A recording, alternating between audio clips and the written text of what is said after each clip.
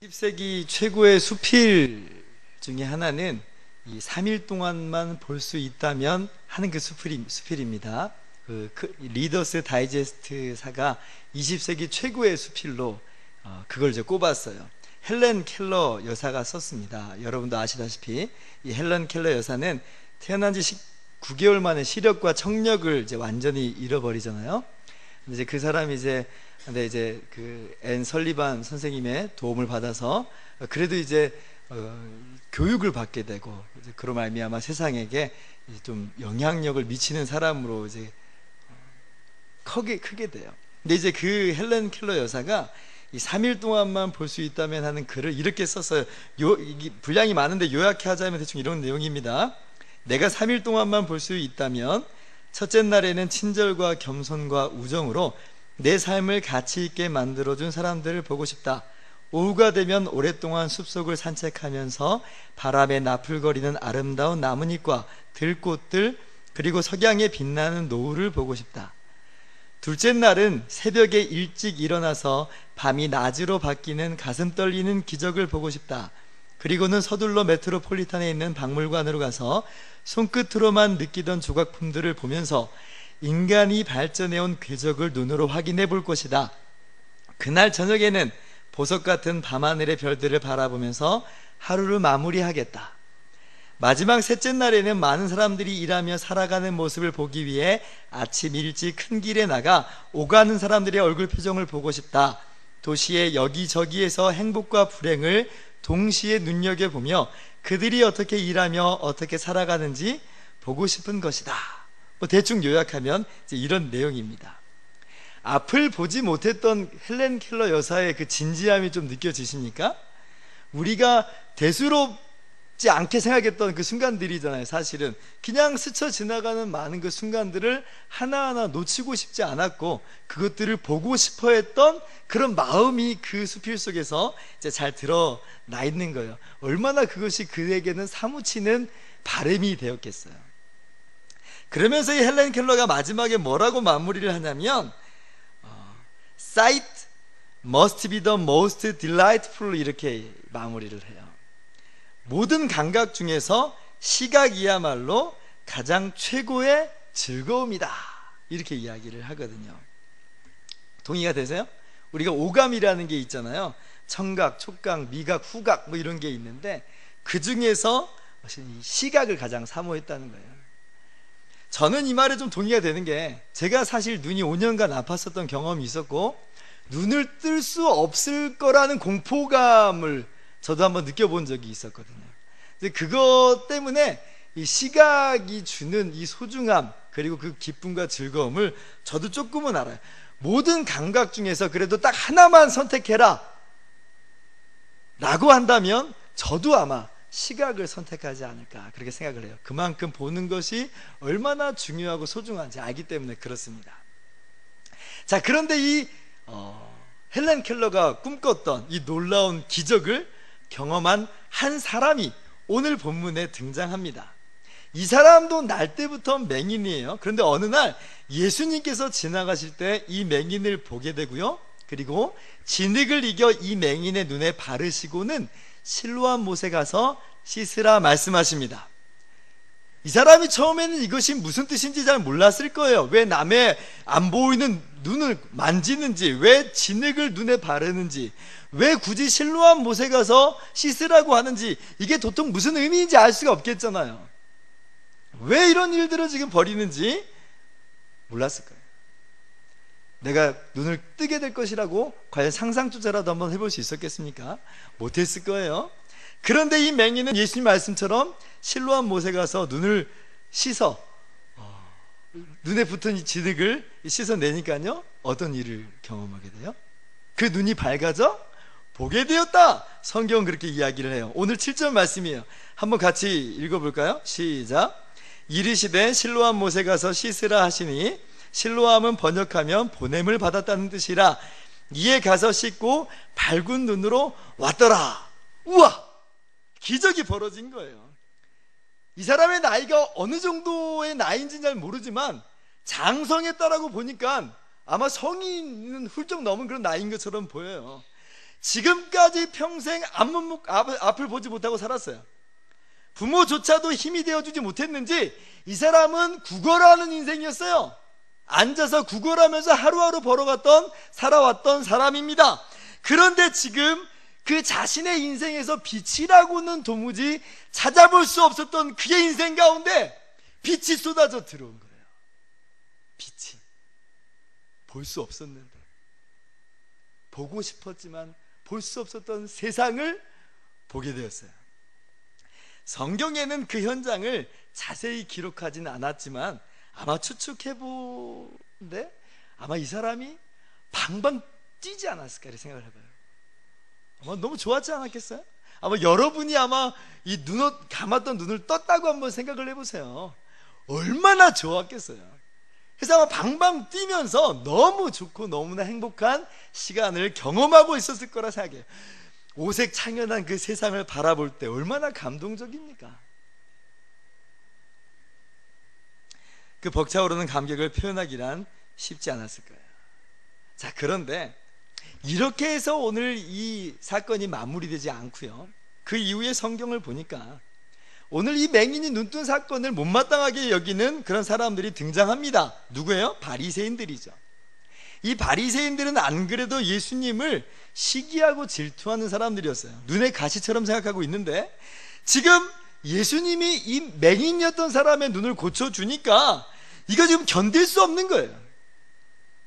안 그래도 지금 대중의 이 시선이 예수님에게 쏠려 있는데 다시 한번 그들이 예수님에게 집중하는 모습을 보면서 견딜 수가 없었겠죠. 게다가 예수님이 지금 이 맹인을 고쳐주신 이 날이 안식일이라 그래요. 이 바리새인들은 안식일을 생명처럼 여기고 그렇게 지켜왔던 사람들입니다. 아무 일도 하지 말아야 된다고 생각을 했고 그렇게 믿었고 그렇게 가르쳐왔고 그렇게 행해왔어요. 그런데 지금 예수님이 그 모든 것들을 어떻게 보면 지금 개의치 않는 것처럼 여겨요. 이 율법의 자구에 매이지 않는 것처럼 보여요. 그러니까 바리새인들은 또 그게 못마땅해요. 예수님을 거부하고 예수님이 약속된 메시아다, 그리스도다 라고 시인한 사람들을 출교하기로 결의하기까지 한다는 것이 22절에 나와 있는 말입니다. 요즘 같은 이 다원화된 세상 속에서는 이 출교라는 것이 그렇게 크게 의미가 있어 보이지 않아 보여요. 추방되는 것, 딴 데 가서 살면 되지, 다른 집단에 들어가면 되지, 아마 이렇게 생각을 할 텐데 옛날의 전통적인 사회 속에서는 그렇지 않죠. 오늘날의 이슬람권이나 힌두권을 생각하면 조금 더 쉽게 이해를 할 수 있어요. 출교 당하는 것은 거의 사형선고나 마찬가지의 이야기입니다. 너가 죽든지 말든지 우리는 상관하지 않겠다는 거예요.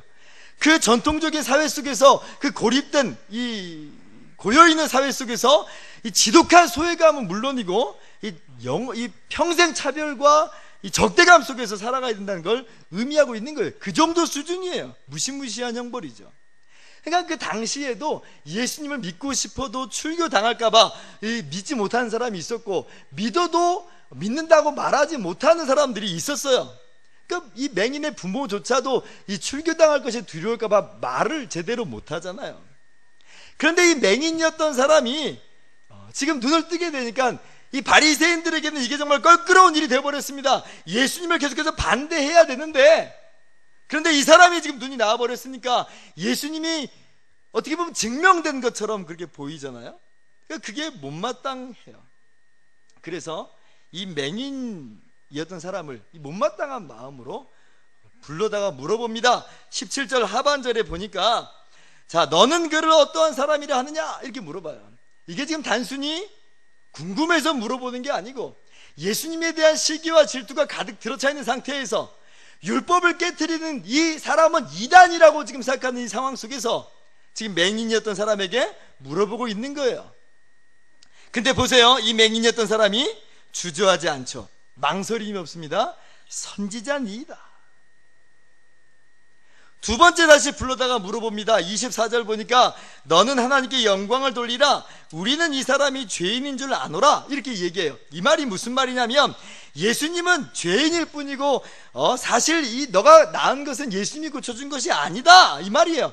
예수님을 부인하라는 압력을 지금 이 맹인이었던 사람에게 행사하고 있는 거예요. 자, 그런데 이 맹인이었던 사람, 이 거리인이었던 사람이 그 압력에 굴복하지 않아요.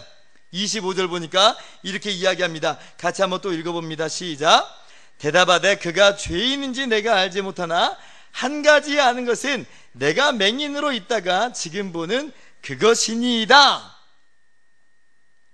완곡하게 이야기했지만 이 사람은 지금 바리새인의 판단에 반대하고 있는 거예요. 예수님이 죄인이라고요? 나는 그렇게 생각하지 않아요. 31절 이하에 보면 이 사람이 어떻게 생각하는지가 명확하게 나타나 있습니다. 31절 보니까 하나님이 죄인의 말을 듣지 아니하고 경건하여 그의 뜻대로 행하는 자의 말을 들으시는 줄을 우리가 아나이다. 33절 같이 읽습니다. 이 사람이 하나님께로부터 오지 아니하였으면 아무것도 할 수 없으리이다. 이 맹인이었던 사람이 고백하는 게 뭐예요? 나의 눈을 띄워준 이 사람은, 예수님은 하나님으로부터 오신 분입니다 라는 것을 지금 확실하게 이야기하는 거예요. 그렇게 말하는 사람을 반대하고 출교하는 줄을 알면서도 나의 눈을 고쳐주신 그분을 부인할 수가 없는 거예요. 그래서 그 결과 어떤 일을 경험하게 됩니까? 34절 보니까 내쫓김을 당했다. 어떤 학자들은 이것을 가지고 실제로 출교당했다 이렇게 보는 학자들도 많이 있습니다. 어떤 학자들은 출교까지는 이야기하지 않더라도 아마 내동댕이 쳐진 것 같다, 이 단어가 표현하는 바가 내던져졌다 이런 말이거든요. 아마 물리적인 폭력을 아마 받았을지도 모르겠다 이렇게 학자들은 이야기를 해요. 이 사람이 눈을 뜸과 동시에 경험하는 사건은 도리어 예수님을 시인하는 것 때문에 당하는 어려움과 핍박과 박해와 시련을 경험하고 있는 거예요. 오늘 이 말씀을 읽으면서 저에게 떠나지 않는 생각은 이것이었습니다. 이 사람이 정말 본 것은 무엇이었을까? 이 사람은 정말 무엇을 보았을까? 단지 오색 창연한 세상만 본 것인가? 아니면 그 너머에 무엇까지도 본 것인가? 여러분, 만약 이 사람이 이 세상만 본 것이었다면 이렇게까지 대답하지는 않았을 겁니다. 의리상 부인하지는 않았을지라도 대충 얼버무리고 말았을 거예요. 아, 그래요? 아, 그런 거예요? 아마 그리고 얼버무렸을지도 몰라요. 뭐 어쨌든 나는 지금 볼 수 있으니까, 난 지금 보게 되었고 그것 때문에 나는 행복하니까, 아마 예수님이 죄인이든지 아니든지 나는 그것이 나에게 중요하지 않아, 나는 지금 보고 있어. 아마 그런 생각들을 할 수 있지 않았을까요? 그런데 이 사람은 단순히 눈을 뜬 것만이 아니에요. 그 사람이 본 것은 단순히 펼쳐지는 세상만 본 것이 아니라는 거예요. 그게 전부가 아니었어요. 나는 지금 볼 수 있다를 넘어서 나로 하여금 볼 수 있게 하신 그분을 지금 보고 있는 거죠. 이 맹인은 그 뜬 눈으로 세상만을 바라보는 것이 아니고 그 뜬 눈으로 예수 그리스도를 지금 발견하고 있는 겁니다. 이건 정말 굉장히 중요한 차이예요. 며칠 전에 저희 집사람이 갑자기 저에게 기복주의가 뭐냐고 물어본 적이 있습니다. 기복주의가 뭐예요? 복 달라고 구하는 것이 기복주의냐는 거죠. 복 달라고 구하는 것이 기복주의예요? 제가 아니라고 그랬습니다. 복 달라고 기도하는 것이 기복주의의 핵심이 아니에요. 우리는 충분히 우리 주님께 복 달라고 기도할 수가 있어요. 그러면 기복주의가 뭐냐? 기복주의의 핵심은 뭐냐? 할 때에 기복주의는 그 복이 그의 중심에 와버리고 그 복이 최고의 자리에 가 있는 것이 기복주의예요. 한마디로 예수님을 믿는 것이 복받기 위해서 믿는 것이라면 그것이 기복주의라는 거죠. 다시 한번 생각해 보세요. 그러면 복받지 못하면 예수님은 어떤 존재가 되는 거예요? 예수님 필요 없는 거예요? 예수님을 믿고 복을 누릴 수는 있는데 그 복이 최고의 자리에 가 있고 그 복이 전부가 되어버린다면 그게 바로 기복주의예요. 기복주의. 정상적인 신앙인은요, 비록 복을 받지는 못하고 복을 누리지는 못해도 그래도 예수님 믿는 사람이 정상적인 신앙인들이에요. 그리 아니하실지라도 나는 그래도 예수님 믿겠다, 나는 예수님 안에 거하겠다, 이게 정상적인 신앙인이에요. 그런데 기복주의는 어때요? 수 틀리면 예수님 안 믿고 예수님 믿어도 별 수 없네 라고 뒤돌아서 가버리는 게 기복주의인 거죠. 물론 하나님께서 복을 주시고요, 그리고 그 복을 통해서 우리가 예수님을 바라볼 때가 참 많아요. 하나님이 우리에게 주신 그 분복들이 하나님을 바라보게 하는 믿음의 통로가 될 때가 너무나 많아요. 이건 정말 감사한 일입니다. 그러나 그 복에 머무르는 순간, 그 복을 중심으로 두는 순간, 그것은 올바른 기독교 신앙은 아니에요. 성경적인 믿음은 뭐냐? 그 복을 뛰어넘어서 그 복이 있든지 없든지 예수님을 바라보고 예수님을 믿는, 그것이 바로 성경적인 믿음입니다. 요한복음 6장을 보면 예수님께서 그 사실을 분명하게 이야기해 주세요. 요한복음 6장 보면 어떤 사건이 나오냐면, 예수님께서 떡 5개와 물고기 2마리로 5,000명을 먹이시는 사건이 나와요. 그때 수많은 군중들이 예수님을 따릅니다. 세상에 떡 5개와 물고기 2마리로 5,000명을 먹이시는데 어떤 사람이 안 따르겠어요? 예수님께만 가기만 하면 굶어 죽을 염려는 없잖아요. 그러니까 수많은 사람들이 예수님을 따라와요. 그런데 그것이 예수님이 원하시는 모습은 아니었던 거예요. 예수님께서 요한복음 6장 26절에 뭐라고 말씀하십니까? 너희가 나를 찾는 것은 표적을 본 까닭이 아니요 떡을 먹고 배부른 까닭이로다. 오병이어가 사인이어야 됩니다. 오병이어가 표적이어야 되는 거예요. 그것이 통로가 돼서 도리어 생명의 떡이신 예수님을 만나게끔 하는 도구가 돼야 되는데, 지금 이 사람들이 따라오는 것은 표적을 봐서 예수님을 따라오는 게 아니라 오병이어 때문에 따라오는 거였거든요. 그러니까 주님께서 그들에게 따라오는 이유를 분명하게 짚어주시는 거예요. 그러면서 바로 이어서 뭐라고 말씀하시냐면 6장 27절에 썩을 양식을 위하여 일하지 말고 영생하도록 있는 양식을 위하여 하라, 그렇게 말씀하십니다. 오병이어가 전부가 아니라는 거예요. 오늘 맹인의 사건으로 이야기하면 눈을 뜬 것이 전부가 아니라는 거예요. 눈을 뜬 다음에 무엇을 보느냐가 중요한 거예요. 눈을 뜬 다음에 아름다운 세상을 보는 것만으로 그치는가? 아니면 그 눈을 띄워주신 창조자여 구원자가 되시는 우리 주님을 바라보는가? 이것이 기독교 신앙입니다. 그런 의미에서 오늘 본문의 맹인은 단순히 육신의 눈만 떠진 것이 아니고 동시에 영적인 눈이 떠진 겁니다. 오색 창연한 빛이 그 눈에 쏟아져 들어오는 동시에 그 빛이 있으라 하신 참 빛이시여 구원자가 되시는 예수 그리스도의 영광의 광채가 그 심령에 쏟아져 들어온 거예요. 이것이 맹인만 받은 은혜겠습니까? 그렇지 않죠. 저와 여러분이 또한 받은 은혜인 줄을 믿습니다. 어릴 적에는 그저 선물 준다는 이야기 때문에 교회를 출석을 했지요. 먹을 거 준다고 하니까 교회 오기도 했습니다. 뭐 남의 이야기가 아니고 저의 이야기입니다.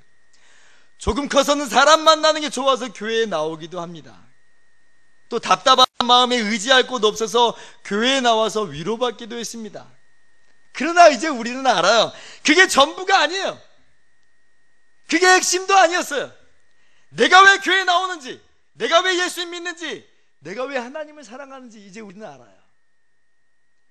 선물이 있고 먹을 것이 있고 사람이 있고 마음의 위로가 있기 때문이 아니라 죄로 인해서 영원히 멸망받을 수밖에 없는 우리를 하나님이 사랑하시기 때문이고 그 아들 독생자 예수를 보내주셨기 때문이고 그분이 우리를 위해서 십자가에서 죽으셔서 우리를 구원하셨기 때문에 우리가 교회에 나와서 하나님을 예배하고 하나님을 찬양하는 거죠.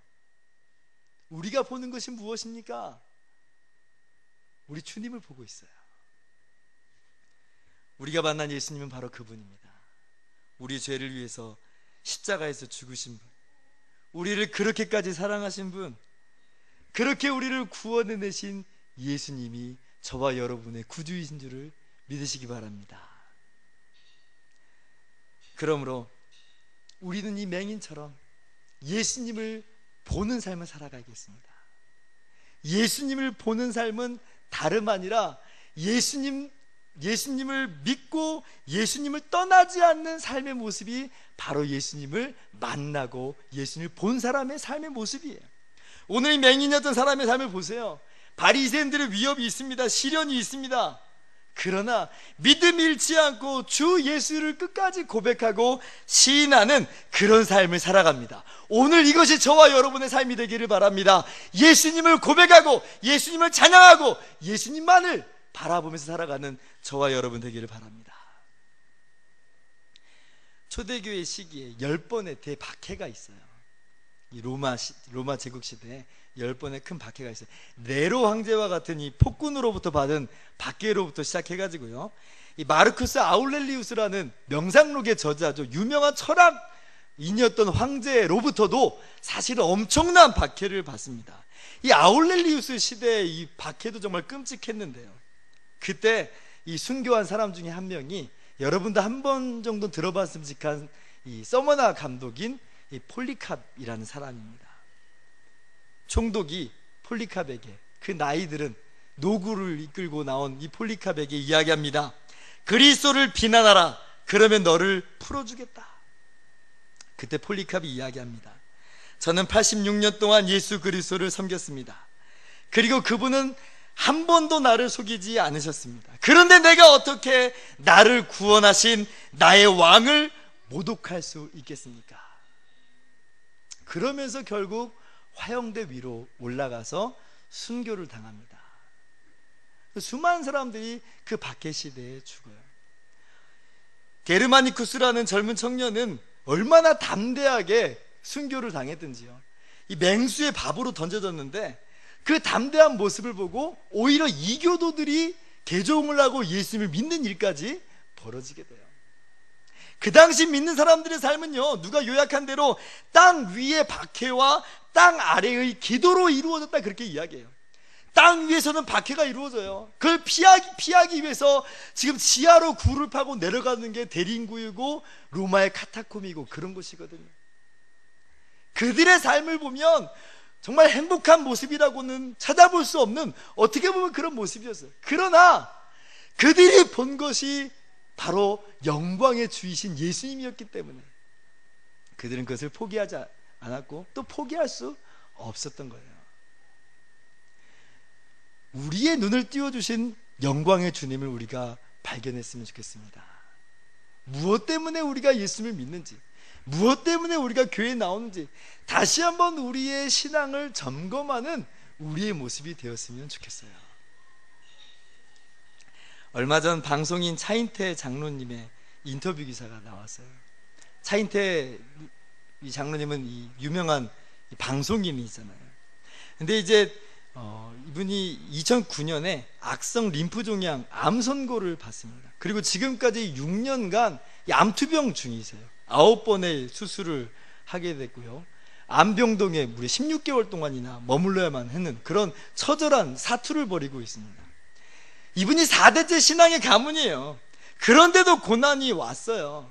저희 처음에는 원망과 서글픔과 분노와 무기력에 시달렸답니다.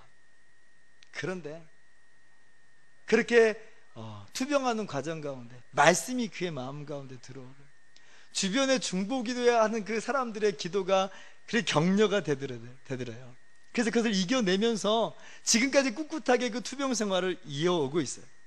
근데 제가 정말 감동적이었던, 인상적이었던 그 내용은 뭐냐, 마지막에 기자가 이렇게 물어봐요. 이게 지금 전화로 직접 대면할 수가 없는 건강 상태였기 때문에 이 전화로 인터뷰를 했는데, 요즘 힘들게 하시는 하나님 때문에 원망 안 드세요? 이렇게 물어봤어요. 요즘 힘들게 하시는 하나님 때문에 원망 안 드세요? 그랬더니 이 장로님 하시는 말씀이, 그럴 리가요, 그럴 리가요. 최후의 주님 앞에 설 때에 기쁘게 주님과 마주해야죠. 그 전까지 주를 증거하는 삶을 살 겁니다.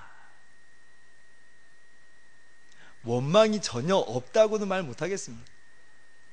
원망과 좌절과 무기력 속에서 살아올 수도 있습니다. 그러나 우리의 영혼의 밑바닥에 뭐가 있냐면 그 어느 것으로도 꺾일 수 없는 생명이, 그 어느 것으로도 사그러지지 않는 그 행복과 기쁨이 그 안에 있어요. 때때로는 원망이 터져 나오기도 하지만 더 깊게 내려가다 보면 그럴 리가요. 어떻게 내가 나의 주님을 원망할 수 있습니까? 어떻게 내가 나의 주님을 부인할 수 있겠습니까? 내 생명은 쇠약해질지라도 내 영혼을 구원해 주신 주님이 계신데 내가 어떻게 그분을 부인할 수 있습니까? 이것이 우리의 믿음이에요. 이것이 우리의 고백이죠. 이것이 맹인의 고백이며 저와 여러분의 고백인 줄 믿습니다. 말씀을 마치도록 하겠습니다. 우리 인생길에 여러 굴곡들이 있을 수 있습니다. 위로 올라가는 언덕이 있을 수 있고 때로는 깊은 인생의 골짜기를 경험할 때도 있습니다. 그러나 우리가 만난 예수님은 그 모든 것을 견디게 하시고 이기게 하시고 그 모든 것을 극복하게 하시는 바로 그분입니다. 우리 주님이 우리에게 주신 그 생명은 그 어떤 것으로도 빼앗길 수 없는 지상 최고의 선물이고 지상 최고의 축복입니다. 여러분이 눈이 보는 것으로 만족하시겠습니까? 아니요. 그것을 넘어서서 그 눈을 보게 하신 예수 그리스도를 믿고 그 안에 거하시면서 여러분의 모든 삶을 하루하루 살아가시기를 주님의 이름으로 축원합니다. 기도하겠습니다.